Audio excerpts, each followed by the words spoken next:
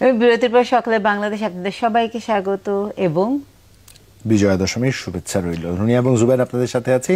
আনুষ্ঠানিকতার খোঁজ একটু জানাতে চাই। দুর্গোৎসবের শেষ দিনের উদযাপন চলছে, এরই মাঝে আনুষ্ঠানিকতা নিশ্চয়ই শুরু হয়েছে। বিহিত পূজার আয়োজন আমরা দেখছিলাম, এর আগে সুমাইয়সী যুক্ত হয়ে আমাদের ঢাকা শনি মন্দির থেকে দেখাচ্ছিলেন। এই পর্যায়ে আপনাদের একটু সিরাজগঞ্জে নিয়ে যেতে চাই, সেখানকার আনুষ্ঠানিকতার খোঁজ জানাবো। আমাদের সাথে যুক্ত হচ্ছেন সহকর্মী গোলাম মোস্তফা রুবেল। রুবেল, শুভ সকাল এবং বিজয়া দশমীর শুভেচ্ছা।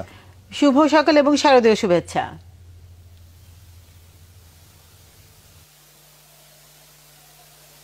শুভ সকাল জুবাইর এবং রুনি, সেই সাথে সকালে বাংলাদেশের সকল দর্শকদের। প্রিয় দর্শক, সকলকে জানাই বিজয় দশমীর শুভেচ্ছা। ইতিমধ্যেই কিন্তু সেই বিজয়ের শুরু বেজে উঠেছে।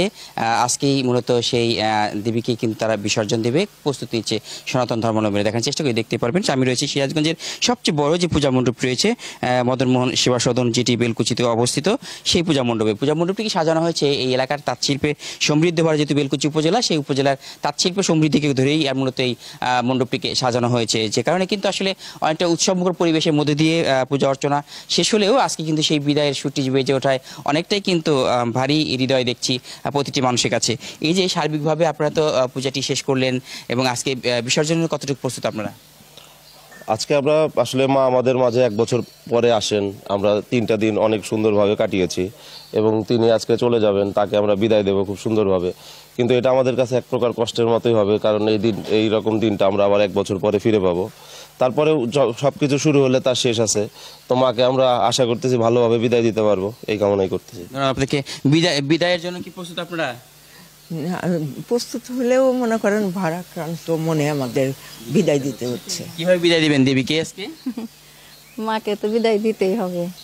মা দোলায় যাবে, আর মা যেন সবাইকে ভালো রাখে, আবার যেন এরকম ভাবে আমরা আনন্দ ফুর্তি করতে পারি। কিন্তু মাকে চলে যেতেই হবে, মনে দুঃখ হলে পারে তাকে যেতেই হবে। প্রস্তুতি নিচ্ছে ইতিমধ্যে কিন্তু আসলে বেলকুচি উপজেলা সহ জেলায় মোট 513টি পূজা মণ্ডপে পূজা অনুষ্ঠিত হলো। সার্বিকভাবে পুজো কেমন হলো? এখন কতটা প্রস্তুত আপনারা বিদায়ের জন্য? আমরা তো সবাইকে প্রথমেও জানাচ্ছি আমাদের হলো শারদীয় শুভেচ্ছা এবং বিজয়া দশমীর শুভেচ্ছা।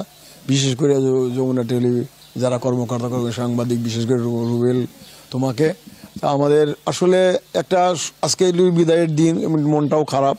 তবে আমাদের সিরাজগঞ্জে খুব সুন্দরভাবে পূজা উদযাপিত হচ্ছে। অদ্যাবধি কোনো রকম অপ্রীতিকর কোনো ঘটনা খবর নাই এবং আমরা আসলে প্রশাসনিকভাবে সবাই এবং রাজনৈতিকভাবে সবাই আমাদেরকে সহযোগিতা করেছে এবং এলাকার মানুষের আজ এইটা যে সাম্প্রতিক সম্প্রীতির দেশ, এটা প্রমাণ হয়েছে। তা আমরা খুব সুন্দরভাবে পূজা করছি। আমাদের বেলকুচিতে 83টা পূজা হয়েছে। ধন্যবাদ আপনাকে। আজকে তো আসলে দেবী চলে যাবেন হচ্ছে দোলায় চড়ে, আসলে কি এটা অশুভ বলে থাকেন আপনারা? তারপরেও সার্বিকভাবে দেবীর কাছে কি চাওয়া থাকছে আপনাদের? নমস্কার, আসলে আমি এই শ্রী শ্রী রাধা মদনমোহন মন্দিরের পূজারী। আমি সর্বাগ্যে সবার চরণে আমি দণ্ডবত প্রণাম নিবেদন করি। আসলে মা আমাদের মাঝে এসেছে, এটা আনন্দের, অতি আনন্দের, এবং এই 5 দিন পর মা আমাদের কাছ থেকে আজকে বিদায় নিয়ে চলে যাবে, সেটা আমাদের অত্যন্ত দুঃখের। মা এসেছে গজে, এটা শুভ, আমাদের শাস্ত্র বলছে এটা অত্যন্ত শুভ। এবং তিনি যে দোলায় চড়ে যাবে, এটা যদিও শাস্ত্র বলছে অশুভ, তথাপি আমি মায়ের চরণে নিবেদন করব, এই জগতের সমস্ত দুঃখ, গ্লানি, শোক, তাপ, ব্যথা, বেদনা সব যেন মা সঙ্গে করে নিয়ে যায়। আবার যখন আগামী বছর আসবে, তখন যেন আনন্দের সহিত আমরা মাকে বরণ করে সবাই যেন আবার আমরা এই আনন্দ উৎসব পালন করতে পারি। এই কথা বলে আমি আপনাকে ধন্যবাদ। আসলে যেমনটি শুনছিলেন যে আসলে অনেকটা বিদায়ের কণ্ঠে কিন্তু আসলে তাদের ভারাক্রান্ত হৃদয় নিয়ে কিন্তু আসলে তারা বিদায় দেবেন। সবকিছু মিলে এই যে বিদায়ের কতটা প্রস্তুতি রেখেছো তোমরা? আমরা এখানে পুরোপুরি প্রস্তুতি রেখেছি। এখান থেকে আমরা মেঘুলা ঘাটে নিয়ে যাবো মাকে বিদায় দেওয়ার জন্য এবং সার্বিক সহায়তায় আমাদের সাথে সবাই থাকবেন, সুন্দরভাবে বিদায় দেবো এই প্রত্যাশাই করছি সবার কাছে।